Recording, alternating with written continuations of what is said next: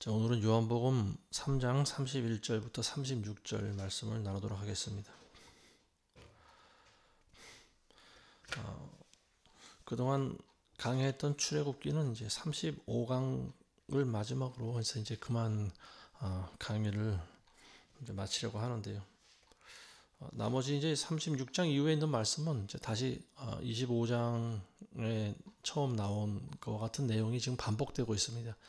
성막을 이제 건립하는 과정, 성막의 재료와 이제 성막을 어떻게 만드는지에 대해서 이제 나와 있고요. 또 그리고 아론과 아들 이 제사장 그 복장에 대한 그런 규정, 뭐 이런 일들이 계속 나오고 있습니다. 그리고 이제 성막을 짓고 또 모세 가장 그 중요한 인물인 이 모세를 통해서 이스라엘 백성들을 이 광야 생활 동안 인도해가는 그런 내용 이제 앞으로 계속 전개될 테고요. 그리고 이 출애굽기는 이제 성막 건립하는 것으로 이제 막을 내리게 됩니다. 물론 그 이후에도 레위기 또 민수기, 신명기 계속해서 그 이스라엘 백성들이 이제 광야 생활하는 그런 내용이 이제 계속 또 이어지게 되어 있습니다. 이 출애굽이라고 하는 것은 결국 우리 믿음의 여정을 그대로 보여주는 책이다 이렇게 보시면 될 것 같습니다. 그래서 이 애굽에서 종살이하던 이스라엘 백성들이 홍해 바다를 건너서 그리고 이 광야를 살아가는 이 모습, 그리고 이 구약 성도들이 성막을 짓고 그 하나님의 성령의 임재가 이제 그 구약 시대에는 이제 그 성막 안에 그리고 그 지성소 안에 그리고 언약궤 위에 있는 그 속죄소 그룹 천사 가운데 하나님의 성령이 임하셨죠. 그래서 거기서 이제 대제사장과 하나님께서 말씀하고 계셨는데, 근데 지금 이 신약 시대를 살아가는 우리는 이 구약의 성도들보다 훨씬 복된 그런 신앙의 여정을 살아가고 있다라는 것을 말씀드리고 싶습니다. 왜냐하면 구약의 성도들은 하나님의 영이 임하지 않았죠. 그리고 우리는 하나님의 영이 지금 우리 안에 계십니다. 그래서 우리 신약 시대를 살아가는 성도들이 구약의 성도들보다는 훨씬 더 복되다라는 것을 이제 우리가 알아야 됩니다. 그래서 이제 이 정도로 출애굽기는 마치고 작년에 하다가 중단했던 요한복음에 대한 말씀을 계속 나누도록 하겠습니다. 자, 요한복음 3장 31절부터 36절에 있는 말씀을 나누겠습니다. 위로부터 오시는 분은 만물 위에 계시고 땅에서 난 자는 땅에 있어서 땅에 관한 일들을 말하느니라. 그러나 하늘에서 오시는 분은 만물 위에 계시니라. 그분이 보고 들은 것을 증거하시나 아무도 그분의 증거를 받아들이지 않느니라. 그분의 증거를 받은 사람은 하나님께서 참되시다는 것을 확증하느니라. 하나님께서 보내시는 분은 하나님의 말씀들을 말씀하시나니 이는 하나님께서 그에게 성령을 한량없이 주심이라. 아버지께서 아들을 사랑하시어 모든 것들을 그의 손에 주셨으니 아들을 믿는 자는 영생을 가졌고 그 아들을 믿지 않는 자는 생명을 보지 못하고 오히려 하나님의 진노가 그 사람 위에 머물러 있느니라고 하시더라. 자, 오늘은 여기까지 말씀 나누도록 하겠습니다. 요한복음 3장 31절과 32절 말씀 보시면은요, 위로부터 오시는 분에 대해서 말씀하고 계시는데요, 위로부터 오시는 분은 뭐 예수님이시죠, 당연히. 그리고 그분은 만물 위에 계신다라고 하는 겁니다. 예수님께서 만물 위에 계신다라고 하는 것은 뭡니까? 만물을 통치하고 계신다라고 하는 말이죠. 예수님께서는 창조주 하나님과 동일하신 분입니다. 그래서 우리의 모든 것을, 이 세상에 있는 만물을 지으신 분이고 만물을 통치해 가시는 분이십니다. 근데 어떤 사람들이 이제 과거 유대인들이 그랬죠. 예수님을 단순한 그냥 사람, 일반 선지자로 인식하는 사람들이 있는데요. 과거 유대인들이 그랬습니다. 그래서 지금도 구약의 시대를 살아가고 있는 유대인들이 있는데요. 이런 사람들이 이제 지금 예수님을 메시아로 인정하지 않고 있는 거죠. 근데 예수님께서는 하늘로부터 오신 분입니다. 우리 인간들은, 사람들은 땅에서부터 태어났죠. 근데 예수님은 이 땅에서 태어나신 것이 아니고, 물론 육신은 이 땅에서 태어나셨죠. 그렇지만 그 영이 하늘에서 이미 나신 분입니다. 그래서 인간의 몸을 입고 이 땅에 오신 분이죠. 그래서 예수님이 전하는 말들은 하늘로부터 받은 말씀이에요. 하나님으로부터 부여받은 말씀을 우리에게 하신 것들이다라고 하는 거예요. 근데 사람들은 예수님이 하신 말씀들을 알아듣지를 못했어요. 무슨 말인지 제자들까지도 예수님이 하시는 말씀의 의미를 깨닫지 못했습니다. 왜냐하면 그 제자들이라고 하는 사람들조차도 무식한 어부였고 그런 사람들이었기 때문에 결국은 땅에서 태어난 사람들이기 때문에 땅의 일들만 생각하는 사람들이었다라고 하는 거죠. 예수님께서 본인에 대해서 말씀하실 때 옛 선지자들이 증거한 그 인물이 바로 당신이라고 이야기했습니다. 그리고 이제 다니면서 예수님께서 많은 이적을 행하셨죠. 죽은 사람도 살리고 병자들도 고치고 귀신도 쫓아내시고 하니까 사람들은 예수님이 메시아라고 믿었습니다. 그래서 예수님의 뒤를 따라다닌 사람들이 많이 있었는데요. 근데 이제 결국 예수님께서는 3년이 지나고 3년 동안 공생을 하시고 나서 붙잡히셨죠. 그래서 이제 십자가에 처형을 당하게 되셨는데요. 빌라도 법정 앞에서 사람들은 예수님을 죽이라고 아우성쳤습니다. 얼마 전까지만 해도 예수님을 메시아라고 따라다니던 사람들이 예수님을 다 죽이라고 그랬죠. 그리고 제자들은 다 뿔뿔이 흩어졌고요. 그게 이제 하나님의 말씀이 이제 결국은 응하게 된 건데요. 요한복음 1장 5절에 보시면 빛이 어둠 속에 비춰도 어둠은 그것을 깨닫지 못하였느니라 이런 말씀이 있습니다. 하늘로서 온 분이 이 땅에 와서 하늘의 일을 이야기하니까 땅에 있는 것들이 하나님의 일을 하나님의 말씀을 깨닫지 못하더라 뭐 이런 내용이죠. 예수님께서 십자가에 죽으신 것은 예수님의 목적을 달성하기 위해서라고 하는 것을 우리가 알아야 됩니다. 예수님이 힘이 없어서 로마 병정들에게 붙잡히셨겠습니까? 그렇지 않겠죠. 예수님은 말만 하면은 12군단도 더 되는 그런 하나님의 천사들을 부릴 수 있는 그런 분이죠. 근데 그렇게 하지 않은 이유는 바로 속죄양, 어린 양이 되기 위해서 오셨기 때문이다라고 하는 거죠. 예수님께서 이제 공생의 기간 중에 제자들을 거느리시고 다니면서 많은 이적도 행하시고 또 틈만 나면 제자들에게 성경에 있는 말씀들을 많이 풀어주셨습니다. 근데 그때 하신 말씀 중에 하나가 뭐냐면 너희가 땅의 일들도 다 모르는데 내가 하늘의 일을 말하면 너희가 어찌 이해를 하겠느냐, 너희가 어찌 알아듣겠느냐 이렇게 예수님께서 이제 탄식을 하셨는데요. 제자들의 이제 영적인 수준을 예수님께서는 알고 계시는 거죠. 그리고 예수님이 십자가에서 돌아가시게 될 때 제자들이 다 뿔뿔이 흩어진다라고 하는 것을 예수님이 이미 알고 계셨습니다. 자, 그 다음 보겠습니다. 33절에서 34절 말씀 보시면요. 그분의 증거를 받은 사람은 하나님께서 참되시다라고 하는 것을 확증하느니라. 하나님께서 보내신 분은 하나님의 말씀들을 말씀하시나니 이는 하나님께서 그에게 성령을 한량없이 주심이라. 그분의 증거를 받은 사람, 먼저는 예수 그리스도시죠. 그래서 예수님은 하나님의 증거를 받았고 그리고 하나님이 참되신 분이다라고 하는 것을 확증하셨다라고 하는 겁니다.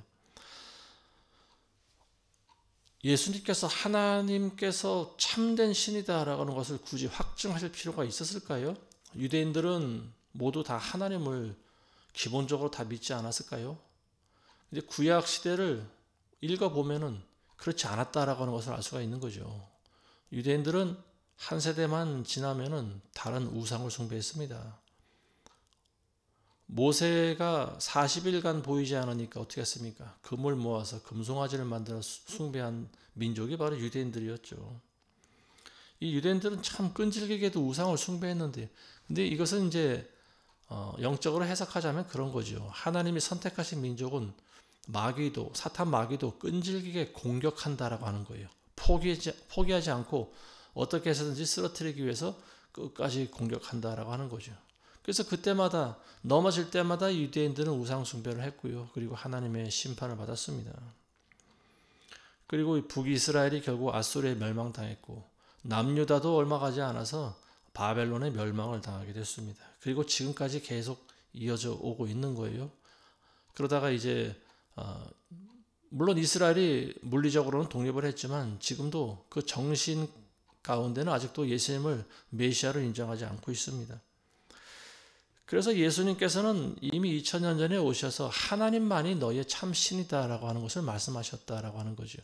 너희가 숭배하던 그 사람들이 섬겼던 신들이 많이 있지 않습니까? 바알 신이 있었고 아세라 여신이 있었고 또 만몬, 물론 이건 이제 금송아지를 이야기하는 거죠. 몰록이라고 하는 또 그런 신이 있었고 뭐 여러 가지 신들이 많이 있었어요.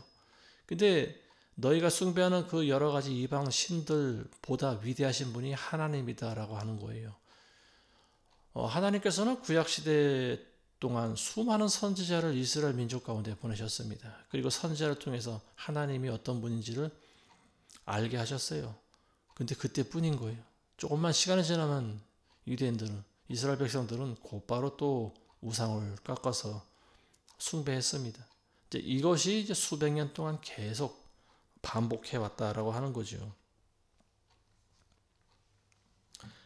그래서 그 예수님 당시에 이스라엘 백성들이 하나님을 제대로 섬기는 방법을 몰랐던 거죠. 그래서 어떻게 하나님을 섬겨야 되는지, 그리고 이 율법에 정통한 유대인들도, 그 레위인들도 사실 없었다라고 하는 거예요. 수백 년 동안 이 포로 생활기를 하다 보니까 뭐 여러 제국을 거쳐가면서 처음에는 바벨론, 그 다음에는 뭐 페르시아, 그리고 헬라, 로마, 수백 년을 이런 제국의 그런 지배국으로 살아가다 보니까 율법에 정통한 그 레위인 제사장이 나타나지 않는 거예요. 그러다 보니까 이 사람들은 점차로 이제 하나님을 잊어먹게 된 거죠. 그리고 우상도 숭배하고, 그리고 믿음이 있는 사람들은 그나마 구약의 선지자들이 예언한 우리에게 빛으로 오시는 메시아가 있을 것이다라고 하는 그런 아주 가느다란 그런 소망을, 한 줄기 소망을 잊지 않고 살아가고 있는 그런 상황이었어요. 그런 영적인 어두움 가운데 예수님이 태어나셨다라고 하는 거죠. 마국간 한 구석에서 가장 낮은 곳에 하나님의 아들이 오셨다라고 하는 겁니다. 그래서 예수님께서는 하나님이 참된 신이다, 이제 그걸 증거하고 다니신 거예요. 그리고 예수님이 직접 이적을 보여주셨죠. 너희가 믿는 다른 우상이 신이 아니라, 하나님이 아니라 내가 바로 하나님의 아들이고, 그리고 나는 하나님으로부터 보내심을 받았다라고 하는 겁니다. 그렇게 예수님께서 많은 이적을 보이셨는데도 사람들은 왜 예수님을 십자가에 못 박았을까요?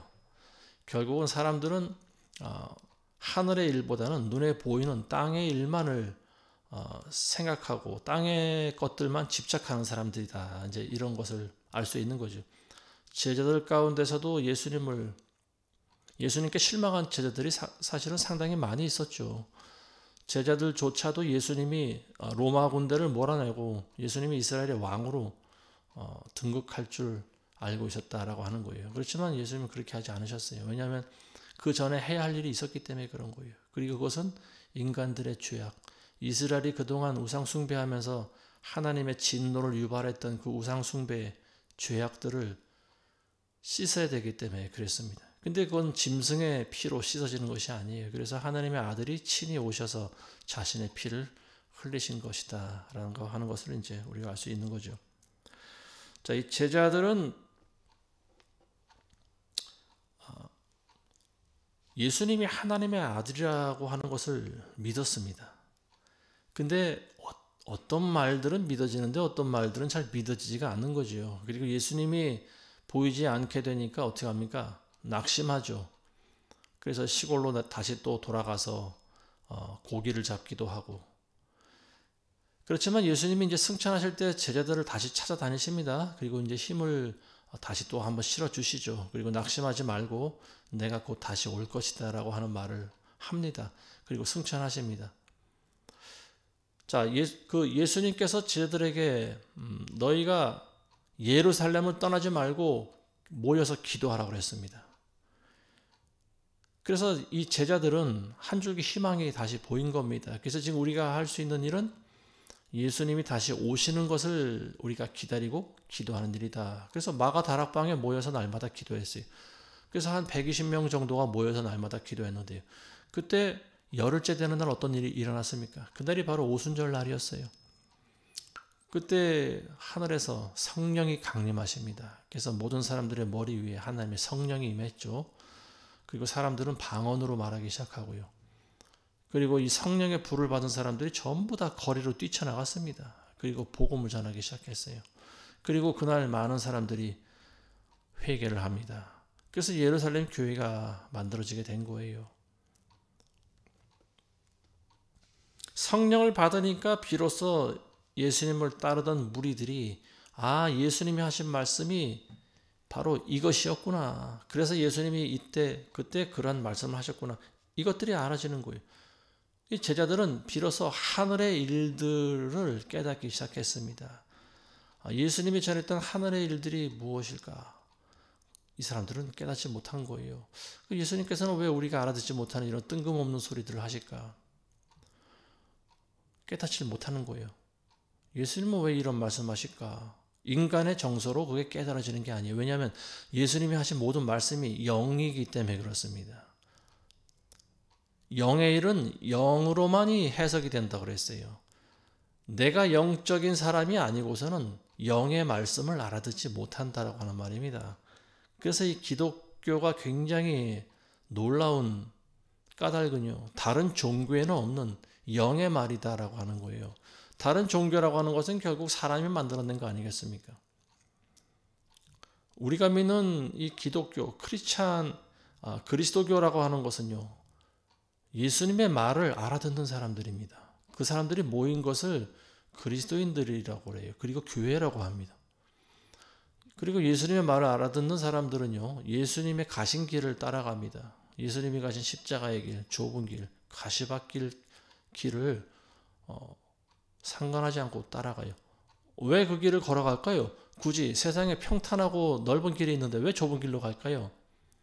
하늘의 일에 더 관심이 많기 때문에 그렇습니다.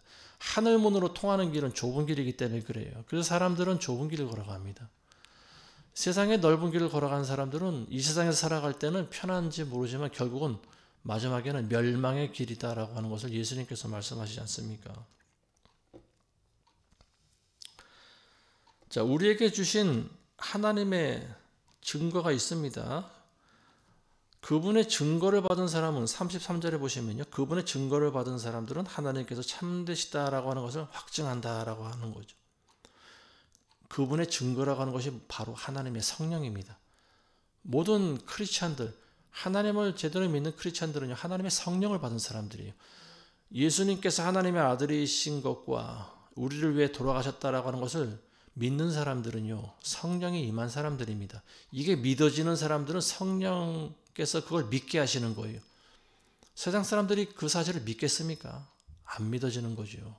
머리로는, 지식적으로는 알아도 그게 마음속 깊이 와 닿지가 않는 거예요.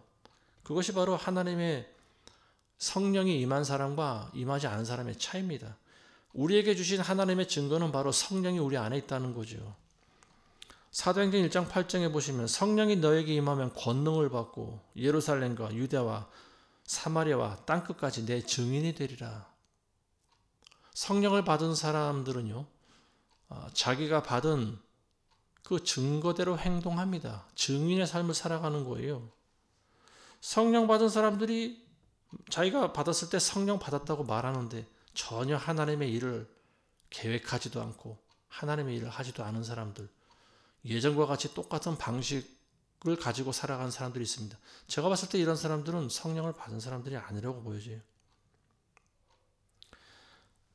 하나님의 증거가 임한 사람들은요, 이 과거의 제자들이 그랬습니다. 예루살렘으로부터 온 유대와 그리고 사마리아, 이 점점 동심을 그리면서 퍼져나가는 거죠.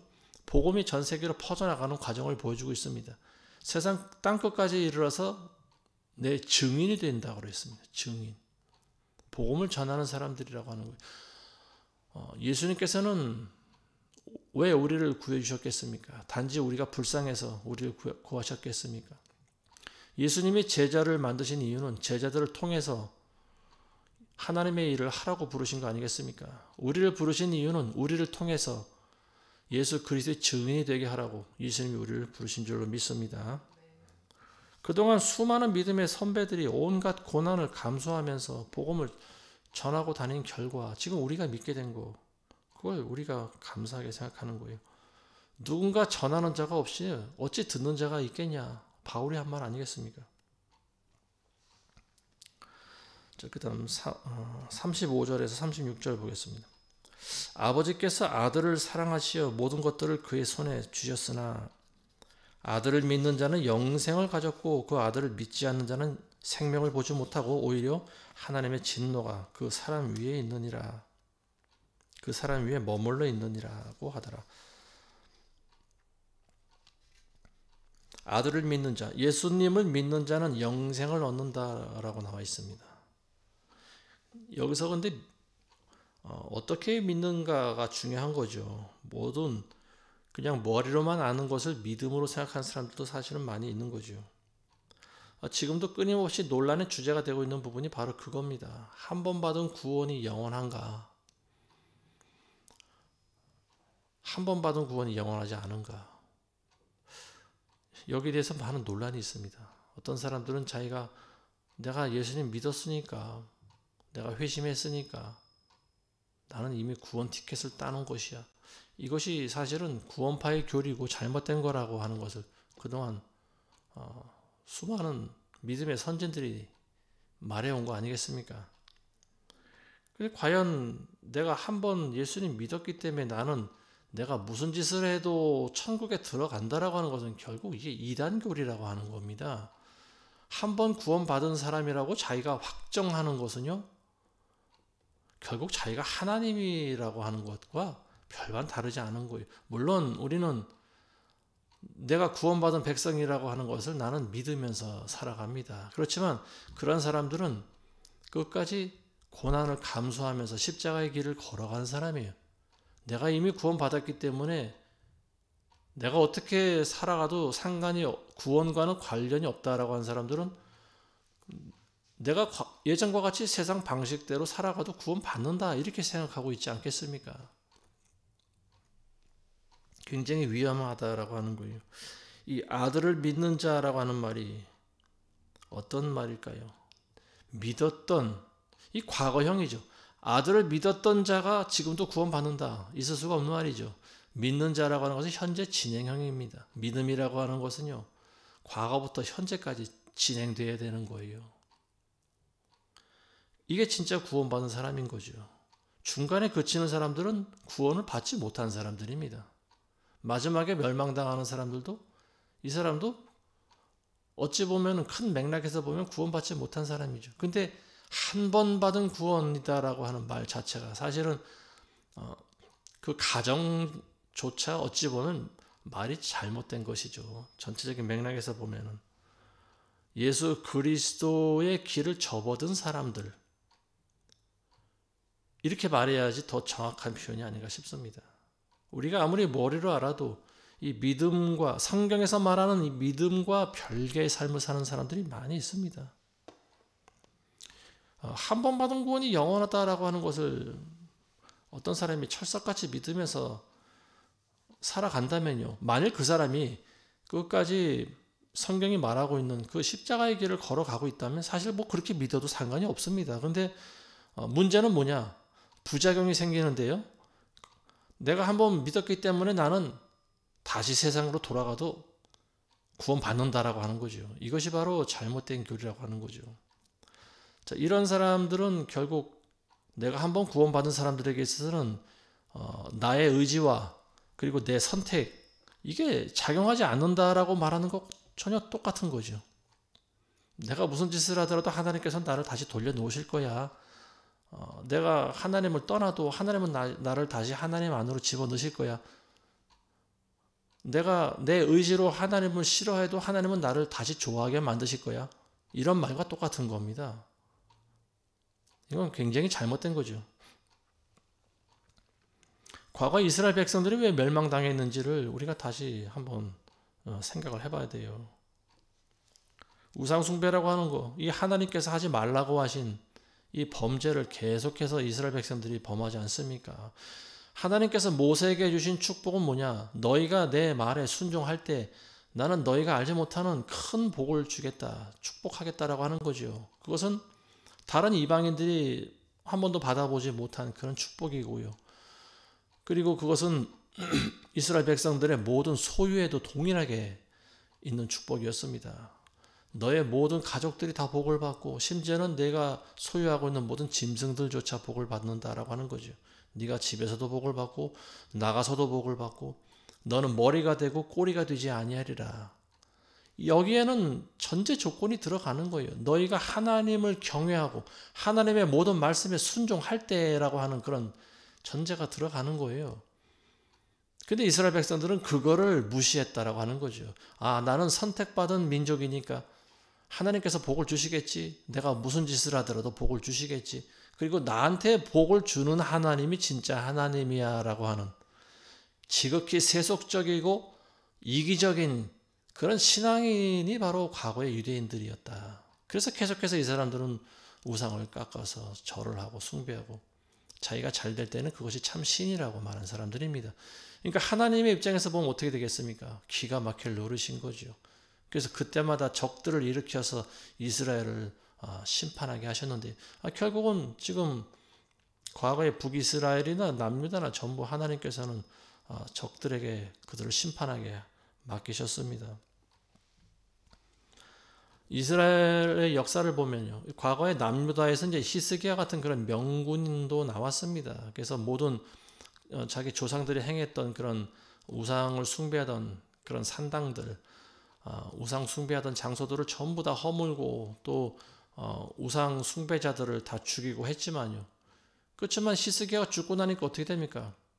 바로 히스기야 아들 므낫세가 일어나서 히스기야가 했던 그 모든 공적들을 다 묻어버리지 않습니까?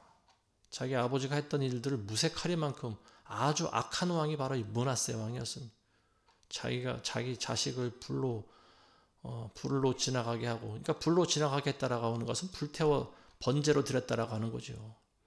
그리고 모든 다시 곳곳마다 바알과 아세라를 위한 산당을 또 다시 부활시켜 버렸습니다.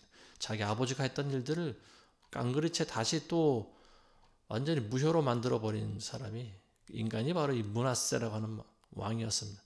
그래서 하나님께서는 이 므낫세가 한 짓이 하도 악해서 이 유다를 멸하겠다 이렇게 결심하게 만든 왕이 바로 이 므낫세라고 하는 왕이죠.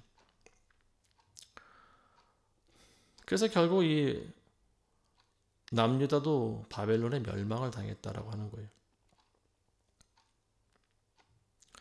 우리가 알아야 될 것은 믿음이라고 하는 것이 무엇인가? 여기에 대해서 우리는 계속해서 고민을 해봐야 됩니다. 이것이 믿음일까? 저것이 믿음일까? 과연 하나님을 기쁘시게 하는 믿음이 어떤 것인가? 우리는 그걸 계속해서 연구하고 고민하지 않으면 안 돼요. 자, 믿음이라고 하는 것은 들음에서 난다고 그랬어요. 그리고 들음은 그리스도의 말씀으로 말미암는다라고 나와 있습니다. 그리스도의 모든 말씀, 예수 그리스도만이 구원이시다라고 하는 것을 믿는다라고 하는 거지요. 예수님만이 구원이다라고 하는 것을 그게 사실이 아니라고 하면은 예수님이 이 땅에 오실 일이 있을까요? 예수님이 본인이 굳이 가장 낮은 땅에 내려와서 고난 가운데 살다가 비참하게 십자가에서 죽으실 일이 뭐가 있겠습니까? 그만큼 그게 진리고 중요하기 때문에 하나님의 아들이 이 땅에 오신 거 아니겠습니까? 우리가 하나님의 말씀을 듣는다라고 하는 것은 다른 목사들의 설교를 듣는 것도 되지만 그리스도의 말씀을 들을 때는요, 하나님의 성경을 통해서 우리가 듣게 된다라고 하는 겁니다. 이 성경을 읽을 때는 모든 것을 다 내려놓고 하나님께서 우리에게 주시는 말씀이 뭔가 세미한 음성을 들을 줄 알아야 됩니다. 그런 훈련을 해야 되는. 근데 많은 사람들이 보면은요, 성경 말씀을 읽을 때 들어오지 않는 가장 중요한 이유가 있습니다. 그게 뭐냐면 내 안에 우상이 있기 때문에 그래요. 하나님 말씀이 가장 높은 곳에 위치해야 되는데 하나님 말씀보다 더 높은 것을 사람들이 많이 가지고 있어요. 그게 바로 우상인데요. 어떤 경우가 있는가 하면 많은 사람들이 목사들의 경우에 신학교에서 배운 신학이라고 하는 게 있습니다. 신학. 성경에 기록된 하나님의 말씀보다 신학이 먼저가 되는 경우가 있어요. 예를 들면 독일까지 가서 유학해온 그런 목사가 가지고 있는 성경적인 배경이라고 하는 것은 뭐냐? 자유주의 신학 같은 거예요. 자유주의 신학자들은요, 성경 말씀을 풀이할 때 자유주의식으로 풉니다. 그러니까 내가 좋은 게 하나님도 좋은 것이다라고 하는 것이 자유주의 신학인 거죠, 결국은. 그리고 하나님은 사랑이시니까 모든 것을 다 품으실 거야. 이것도 자유주의 신학 가운데 하나고요. 그리고 내가 지금 한 번 믿은 사람은 내가 하나님을 알고 내가 예수님도 머리로 아니까 본인은 믿는다고 생각하겠지만 어쨌든 이 구원은 영원히 변치 않을 거야. 하나님은 사랑이시니까. 이것도 자유주의 신학이죠. 결국 자유주의 신학이라고 하는 것은 뭐냐? 내가 믿고 싶은 대로 하나님을 믿는다라고 하는 거예요. 이 기준이 어디 있어요? 하나님의 기준이 아니죠. 내가 기준인 거예요. 이게 자유주의 신학인 겁니다. 그리고 또 어떤 사람들은 하나님 말씀보다 철학적인 사상에 먼저 올라가 있는 사람이 있습니다. 그리고 철학과 과학, 이런 세상에 있는 지식, 인간이 만들어낸 이런 지식, 이런 것들이 성경에 기록되어 있는 하나님의 말씀보다 높이 올라와 있는 사람들이 있습니다. 이런 사람들은 하나님의 말씀이 제대로 들어오질 않아요. 왜냐하면 그 기준이 자기가 가장 가지고 있는 높은 것이 있기 때문에 그렇습니다. 철학이나 과학이나 사실은 동일한 거예요. 하나님이 있다고 하는 것을, 없다고 하는 것을 전제하는 학문이 바로 이 철학과 과학이라고 하는 거죠. 그래서 이 과학을 오래 배운 사람들은요, 그리고 그 과학을 추종하는 사람들, 과학을 신뢰하는 사람들, 하나님 말씀을 믿기가 힘듭니다. 왜냐하면 창세기 1장에서부터 과학과 하나님의 말씀이 서로 상충하기 때문에 그래요. 이 세상이 어떻게 생겼는지에 대해서 과학책에 뭐라고 나와 있습니까? 우연히 생겼다고 말하잖아요. 하나님이라고는 단어가 어디 한 군데라도 나옵니까? 과학책에? 안 나와요. 그리고 우리는 어릴 때부터 그걸 통해서 배웁니다. 과학적인 지식을 배워나갑니다. 아, 이 세상이 그렇게 생겼구나. 저는 어릴 때 아버지로부터 그렇게 배웠어요. 하늘에 있는 우리가 어떻게 생겼냐라고 하는 것에 대해서 제 아버님이 그렇게 생각하셨어요. 이 지구가 태양으로부터 떨어져 나왔다라고 말씀하시더라고요. 태양도 떨어져 나오고 달도 떨어져 나오고. 그래서 태양 주위를 이 지구가 공전한다 이런 식의 말씀을 하시는데 저는 그게 맞는 줄 알았어요. 근데 성경에 보면 전혀 그런 내용은 나오고 있는 것이 아니죠. 사실과 다르다라고 하는 거예요. 우리가 과연 무엇을 믿을 것인가? 성경에 나와 있는 사실들을 믿어야 되느냐, 아니면 과학적인 사실을 믿어야 되느냐. 이게 제가 봤을 때 요즘 목사들도 헷갈려 하는 것 같아요. 내가 목사니까 창조론을 믿어야 되는데, 근데 과학에서는 창조론이 잘못됐다고 하니까 창조론을 가르칠 수도 없는 거고 어떻게 해야 되지? 아마 많은 고민이 있을 거예요. 과학을 신봉하는 목사들은. 근데 이런 사람들은 이게 안 믿어지면요, 이 사람들은 목사의 길을 나서면 안 되는 거죠. 목사해서는 안 됩니다. 왜냐하면 이런 사람들이 목사를 하기 때문에 지금 우리나라의 상황이, 결국 우리나라의 교회 상황이, 영적인 상황이 여기까지 오게 된 거예요. 인본주의적인 신앙인들밖에 만들지 못한다라고 하는 겁니다. 아무리 많은 사람들을 끌어모으고 설교를 해도요, 자기가 바뀌지 않으면 자기를 넘어서는 사람을 만들 수가 없는 거예요.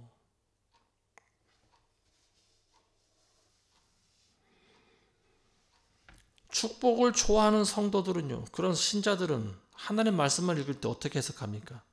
모든 말씀을 다 기복적으로 해석합니다. 다 기복적으로 해석해요. 하나님은 복 주시는 분이야. 하나님 물질에 축복을 주시는 분이야. 다 기복적으로 해석해요.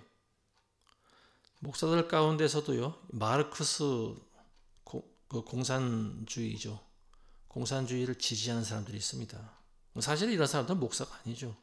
근데 이런 어릴 때부터 젊었을 때부터 배워왔던 레닌 마르크스 사상에 쇠뇌된 사람들이 있어요. 근데 이런 사람들은 아무리 성경 말씀을 읽어도요, 하나님 말씀을 있는 그대로 해석이 안 됩니다. 왜냐하면 자기가 가지고 있는 가장 높은 가치가 바로 이 마르크스 사상이기 때문에 그래요. 2022년도에 코로나가 한참일 때 우리나라에서 대선을 치렀지 않습니까? 그래서 윤석열 대통령이 이제 민주당의 이재명을 꺾고 근소하게 0.7% 차이인데요. 겨우 대통령이 됐는데 그때 어떤 유명한 목사가 자기 제자들에게 제자 목사들한테 그런 말을 했다고 해요. 너희가 윤석열을 지지할 거냐? 윤석열 지지하지 말고 그 사람이 대통령이 되면 그 사람은 자기 권력을 더 강화할 거고 백성들은 더 못 살게 될 것이다. 뭐 이런 말을 했다고 해요. 그러면서 이재명이라고 하는 사람을 언급한 그 영상을 제가 본 적이 있습니다. 너희가 누구를 프로모션 할 건지는 너희가 선택을 해라. 그러면서 이재명을 언급을 합니다. 근데 그걸 듣고 깜짝 놀랐어요. 야, 이게 세계적인 석학의 입에서 나올 만한 말인가? 모두가 다 아는 유명한 목사 입에서 나온 말인가? 분별을 못해도 이렇게 분별을 못할 것인가? 순식간에 그 모든 그 목사에 대한 알고 있던 모든 그런 기대감과 모든 것들이 다 와르르 무너져 버렸어요. 그 한마디에 이재명이라고 하는 그 말을 하는 순간 분별을 못해도 이렇게 못할 수가 있는가? 아니 성경에 있는 말씀을 그렇게 잘 해박한 지식이 있는 사람이 이게 현실적으로 이 정도 수준밖에 안 되는가? 상황 판단하는 것이 뭐 그런 생각이 듭니다. 그래서 드는 생각이 뭐냐? 이 사람이 가지고 있는 사고방식이라고 하는 것이 결국은 좌파적인 사고방식, 급진적 좌파, 북한 공산주의를 옹호하는 그런 생각을 가지고 있기 때문에 그런 것이 아닌가 그런 생각이 드는 거예요. 그러니까 지금도 이게 정치인들 가운데 계속 쌍방간의 공방이 오고 가는 부분인데요. 과거에 노무현이나 김대중이나 특히 문재인 때 무슨 잘한 짓을 했냐 이제 이런 여당의 질의를 받으면 그 사람들은 막 광분하듯이 흥분합니다. 사실 상식적으로 생각해 볼 때 그 사람들이 한 일이 별로 없습니다. 잘한 일이 없어요. 그리고 우리나라의 국격을 깎아먹고 우리나라에 있는 모든 예산을 낭비하고 그리고 우리나라의 정체성을 훼손한 거 그 일밖에 없어요. 그런데 이제 거기에 대해서 공격을 하면은 이 사람들은 막 난리가 나요. 근데 그렇게 되기까지 우리나라의 어떤 정서적인 부분을 감당해야 될 영적인 부분과 정서적인 부분을 가르치고 감당할 수 있는 사람들이 목사들이지 않습니까? 많은 목사들이 북한을 지지하도록 가르쳤다라고 하는 거예요. 절반가량의 목사들이 우리나라의 어떤 평화 통일을 외치면서 북한에게 이제 문을 열어주는 그런 쪽으로 유도를 해나간 거죠. 그러면서 이것이 예수님이 원하는 거고 이것이 평화다라고 하는 거죠. 근데 그런 식으로 가면은 결국 어떤 현상이 일어나겠습니까? 우리나라가 공산주의 사회가 돼버리지 않겠습니까? 지금도 민주당에서는 계속해서 연방제 사회주의 국가를 시도하려고 하고 있는 거 아니지 않습니까? 근데 윤석열 대통령이 이제 뭐 국가 비상사태를 선포하고 계엄을 선포하고 하니까 마치 그냥 뭐 들끓듯이 들고 일어났죠. 내란 수계다라고 하면서 수계. 정작 내란 수계는 나라의 정체성을 허물어 가려고 하는 사람들이 내란의 수계가 아닐까요? 저는 그렇게 생각합니다. 근데 이 비상계엄을 선포했다라고 하는 그 이유 하나만으로 이게 법을 어겼다라고 하면서 내란 수계라. 그게 지금도 재판을 하고 있지 않습니까? 이게 참 기가 막힌 현실인데 여기에 대해서 제가 예전부터 이야기를 해왔고 지금도 말하고 있지만 언제까지 이런 이야기를 해야 될까 저도 참 암담합니다. 대다수의 많은 사람들이 좌파를 지지하고 있었다라고 하는 것이 이제 현실로 점점 드러나고 있는 거죠. 그러니까 제가 대통령이라도 비상 이런 계엄 사태를 당연히 해야 되지 않았을까, 저는 그런 생각이 들어요. 왜냐하면 방법이 없는 거예요. 국민이 대통령 하라고 뽑아줬으면 나라를 위해서 일을 해야 되는데 모든 예산을 다 삭감을 해버리고 어떤 건 빵원 처리해버리고 그리고 날마다 모여서 대통령을 공격하고 시위하고 물러나라고 시위하고 또 많은 그런 국민들을 선동해서 대통령을 깎아내리고 선전하고, 그 무슨 대통령이 무슨 일을 합니까? 그 자리에 있는 것 자체가 가시방석인데, 죄인이 아닌데도 죄인을 만들어버리는 것이 지금 우리나라의 정치 현실이지 않습니까? 제가 대통령이라도 100번 1000번 비상계엄 선포하겠습니다. 선포했을 것 같아요. 비상계엄이라고 하는 것은 대통령이 최후로 발동할 수 있는 마지막 정치적인 행동입니다. 도저히 안 되겠으면 비상계엄을 선포하는 거예요. 그리고 군인들을 보낼 수도 있는 거예요. 그게 대통령입니다. 근데 그게 위법이라고 하는 거예요. 위법이 아니에요. 헌법에 명시되어 있어요. 의원들을 잡아들일 수 있어요. 나라를 무너뜨리려고 하는 그런 반국가 세력들은 잡아야죠. 그런 사람들 감옥에 쳐넣어야죠. 근데 그런 사람들이 지금 국회의원을 하고 있잖아요.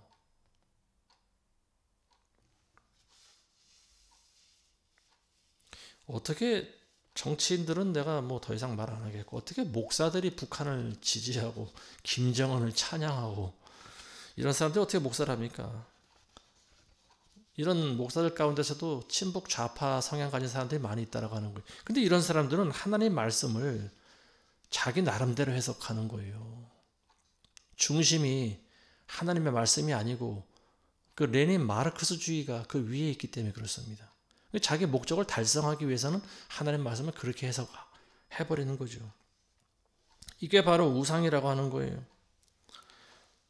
저는 과거에 문재인도 그 캐톨릭 신자였다라고 하는 것을 이제 들었는데, 어쨌든 캐톨릭 신자나 개신교 신자나 겉으로는 하나님을 믿는다라고 하는 사람들 아닙니까? 근데 저는 문재인이 해왔던 많은 악한 일들 가운데 하나가 대표적으로 한 가지를 꼽으라면은 이걸 꼽을 것 같아요.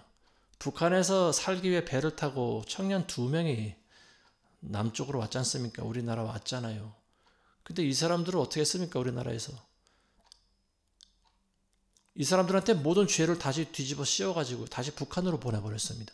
방송에서는 뭐라고 말하냐면요, 이 2명이 배 타고 있던 다른 많은 동료들을 다 죽인 살인범이라고 하는 거예요. 그러면서 이 사람들을 도로 북한으로 보내기를 결정했다라고 하는 겁니다. 근데 이 사람들이 누굴 죽였습니까? 그 안에서. 이 사람들은 살기 위해서 우리나라 온 것밖에 없어요. 그 사람들을 다시 북한으로 보내버렸어요. 그래서 얼마 있다가 그 사람들은 처형됐다라고 하는 또 소리가 들리죠.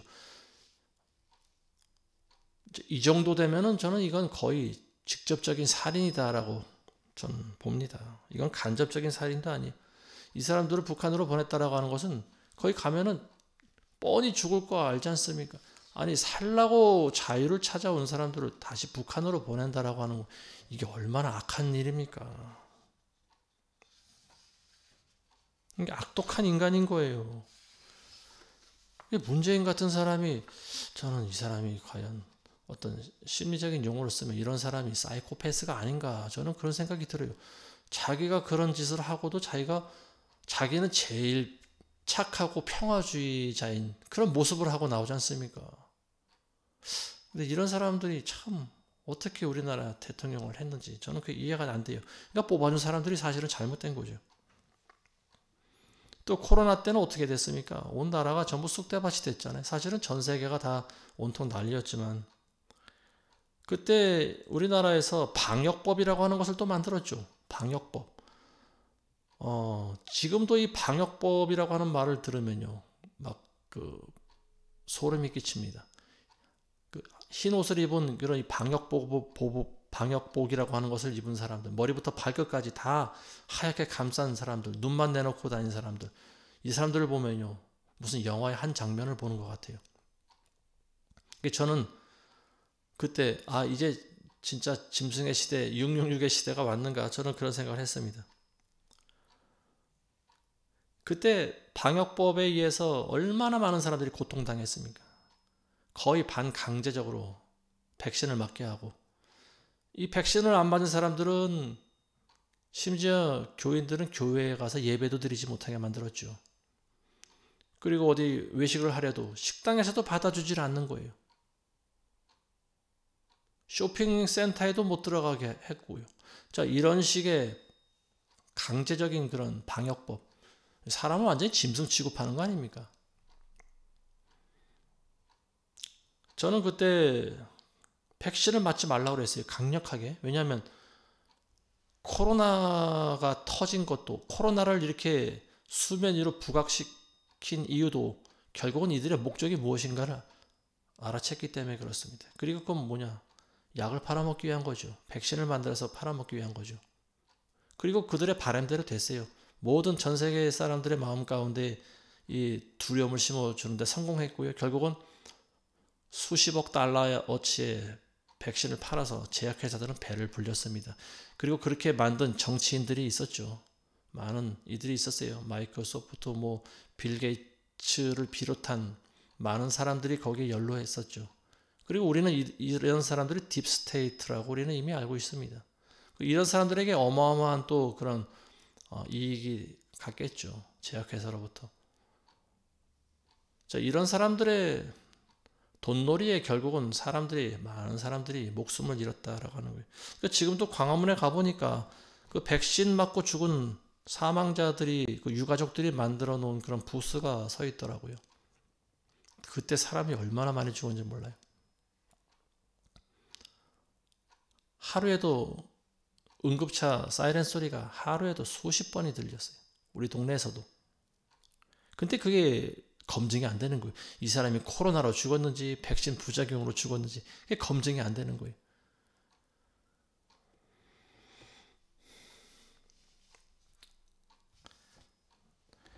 아무리 내가 교회를 다니고 예수를 믿는다고 해도 자기 안에 우상이 있는 사람들은요, 하나님의 말씀이 들어오질 않습니다. 특히 국회의원이나 판사나 의사나 연예인이나 심지어 목사들조차도 그 안에 있는 우상이 무너지지 않으면요, 하나님 말씀이 들어오질 않아요. 하나님 말씀이 들어와도 그걸 자기 식대로 해석을 해버립니다. 민주당의 굉장히 좌파 강성인 그 어느 의원이 서울에 있는 한 교회 무슨 집사라고 하는 것을 봤습니다. 실제로 그 교회 홈페이지에 들어가 보면 그 사람이 회중 가운데 예배 드리는 모습이 나오더라고요. 굉장히 놀랐어요. 목사부터가 좌파라고 하는 거죠. 목사부터가 공산주의를 지지하는 사람이라고 하는 거예요. 저는 그게 잘 이해가 되지 않습니다. 어떻게 목사가 공산주의자가 될 수 있을까? 예수님을 진심으로 믿는다는 것은요, 내 기준이 바뀌는 거예요. 돈을 가장 좋아하는 세리가 예수님을 믿게 될 때 내가 가진 모든 재산을 다 내놓겠습니다. 이게 예수 믿는 거예요. 남의 일에는 일도 관심 없는 사람이 남을 위해 죽기까지 헌신하고 봉사하고 자기의 모든 것을 바치는 사람들, 이게 예수 믿는 사람이에요. 이게 바뀐 사람이에요. 이게 믿음이라고 하는 거예요. 어떻게 교회 다니는 집사고 장로고 하는 사람들이 어떻게 이런 뒤로 악한 행동을 할 수가 있습니까? 어떻게 성경을 읽는다고 하는 사람들이,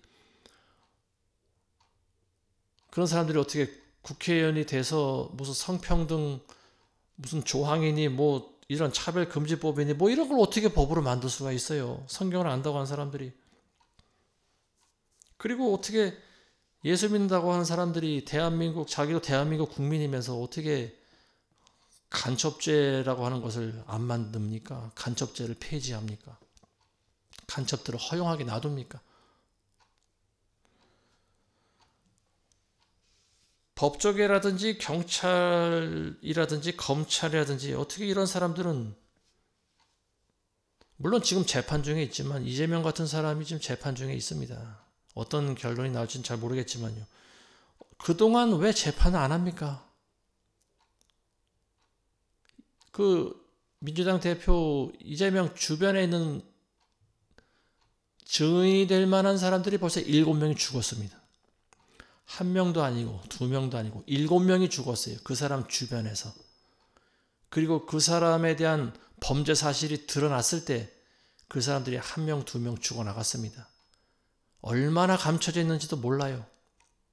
드러나지 않은 죄악이 얼마나 많이 있는지도 몰라요. 그 사람이 하는 말을 들어보면 알지 않습니까? 형수에게도 쌍욕을 하고 자기 형에게도 쌍욕하고 형을 정신병원에 보내고 하는 사람이 어떻게 대통령이 될 수 있겠습니까? 그리고 그런 사람을 지지하고 옹호하고 훌륭하다고 칭찬하는 사람들은 도대체 어떤 뇌를 가진 사람들인가? 이해가 되질 않아요. 많은 교인들 중에도 이재명을 지지하는 사람이 있다라고 하는 거예요. 이 사람들은 도대체 뭡니까? 이 사람들이 정말 하나님 믿는 사람들이 맞을까요? 저는 아니라고 봅니다. 정말로 예수님이 내 주인이고 하나님을 믿는 사람이라면 그런 어리석은 행동을 할 리가 없어요. 그렇게 모자란 판단을 할 수가 없어요. 어떻게 그런 사람들 지지합니까? 어떻게 자기 형제 가족을 다 죽이는 공산주의를 지지할 수가 있겠습니까? 말도 되지가 않는 거예요. 이건 뭐냐? 양심이 무너진 사람들이라고 하는 거예요. 양심이 있는 사람들은 이런 행동하지 않습니다. 조금이라도 신앙의 양심이 있는 사람이라면요. 지금 우리나라 정치 상황을 보고 분별을 할 줄 알아야 돼요. 뭐가 옳고 그른지를 알아야 됩니다. 그리고 지금 감옥에 가야 될 인물이 누군지를 알아야 돼요. 이재명 같은 사람은 이미 감옥에 가도 벌써 갔어야 될 사람이에요. 근데 지금까지 벌써 얼마나 오래 질질 끌어왔습니까? 몇 년 동안 그 뭐 대장동이니 뭐니 뭐 다 기억하지도 못하는 이런 죄가 다 드러나고 증인들이 있는데도 불구하고 우리나라의 법조계 완전히 썩은 것 같아요. 제가 봤을 때. 증인은 죄가 있다고 감옥에 가두고 그리고 그 증인을 사주한 본인은 지금 죄가 없다고 지금 돌아다니고 있는 상황 아닙니까? 이게 웃지 못할 현실인 거예요.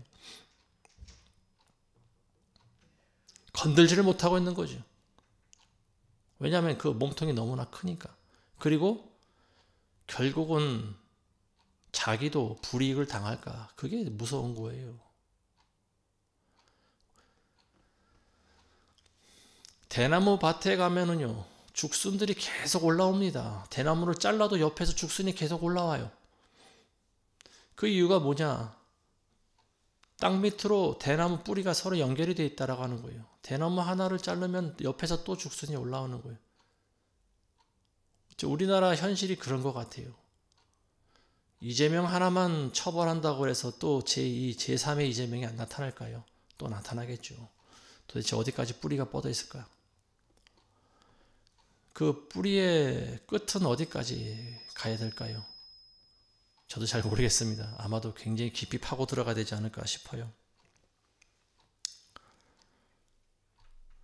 많은 교회에서는 WC에 가입해 있는 이런 배교한 많은 교회에서는요. 다른 종교인들을 허용해요. 저는 참 지금도 아이러니한 게 어떻게 교회에서 신도들을 절에 보내서 수행하게 할 수 있을까? 저는 그게 참 의아합니다. 교인들을 절에 보낸다라고 하는 것은 절에도 구원이 있다라고 하는 거 아니겠습니까? 거기도 거기 나름대로의 구원이 있다라고 하는 것을 목사가 시인하기 때문에 보낸 거 아닐까요? 안 그러면 어떻게 서로 다른 교리를 가르치고 서로 다른 신을 믿는 그런 곳에 자기 교인들을 보낼 수 있을까요? 이게 바로 다원주의라고 하는 건데요. 어디로 가든지 산 정상 위에 올라가게 돼 있다라고 하는 거예요.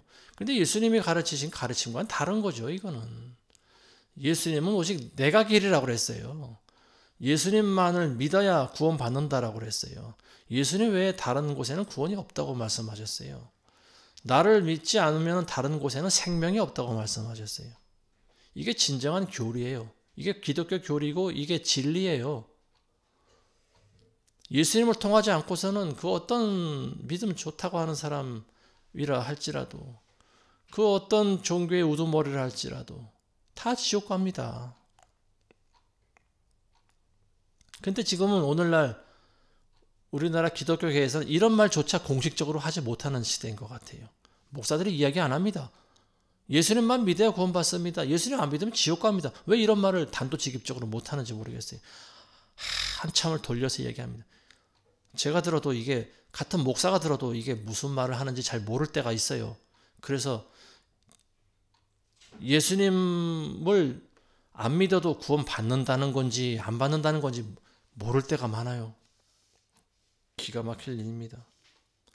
그러니까 자기 기준이 너무 높아져 있는 사람들은요, 하나님 말씀을 읽어도 결국은 자기 방식대로 해석한다라고 하는 거죠. 내가 원하는 말만 찾아서 보는 거예요. 하나님은 사랑이시다라고 하는 말만 믿는 사람들은요, 지옥도 없다라고 하는 말, 그런 어리석은 말을 합니다. 지옥도 없다라고 하는 사람들은 결국 많은 사람들을 지옥으로 보내는 사람이에요. 그 사람이 목사라 할지라도. 김일성이나 김정은도 하나님이 사랑하시기 때문에 그 사람도 지옥 안 간다. 이렇게 말하는 거는 그건 제가 봤을 때 정신병자입니다. 정신병자예요. 지식적으로 자기가 아무리 하나님 말씀을 많이 알아도요, 믿지 않는 사람들은 이미 자기 안에 굳어져 있는 우상이 있다라고 하는 겁니다. 그 우상이 깨지기 전까지는 절대 하나님을 만날 수도 없고요, 하나님을 믿을 수가 없습니다. 그래서 중요한 것이 뭐냐, 우리가 어떤 식의 믿음을 가지고 세상 사람을 속이는지 사람들은 몰라요. 근데 가장 중요한 것은 하나님께서는 속지 않으신다라고 하는 말입니다. 하나님께서는 속아주시는 척하는 거예요. 목사가 아무리 기가 막힌 설교를 하고 그래도 하나님은 속지 않는다라고 하는 말입니다. 단지 보고 계실 뿐이다. 참고 계시는 것이다. 인내하고 계시는 것이다 라고 하는 겁니다. 근데 언제 심판하실까요?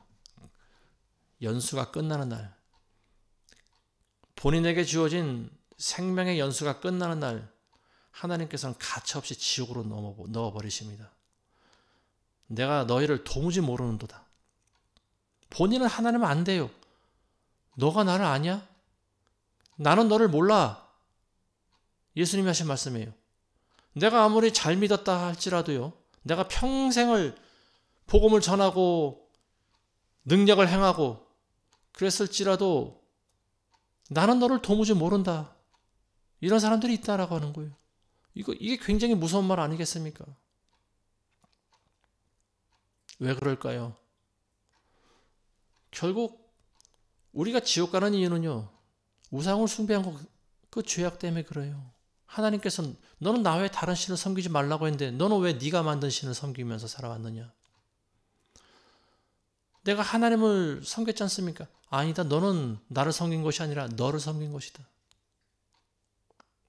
그 차이를 우리가 잘 분별해야 됩니다. 영적으로 예민해지지 않으면 그 차이를 잘 몰라요. 그래서 많은 목사들이 지옥 가는 거예요. 많은 사람들이 평생을 교회에 다녔지만 지옥 가는 거예요. 잘못 믿었기 때문에 그렇습니다. 그때 가서 후회도 소용이 없어요. 이게 바로 오늘 36절에서 말씀하고 있는 오히려 하나님의 진노가 그 사람 위에 머물러 있느니라. 이게 바로 예수님이 하신 말씀이 바로 그 까닭입니다. 하나님 믿으면서 동시에 우상 숭배하는 사람들, 결국은 하나님의 진노가 그 사람 머리 위에 머물러 있다라고 하는 말이에요. 기도하겠습니다. 하나님 아버지, 예수님을 통해서 우리를 구원해 주시니 감사합니다.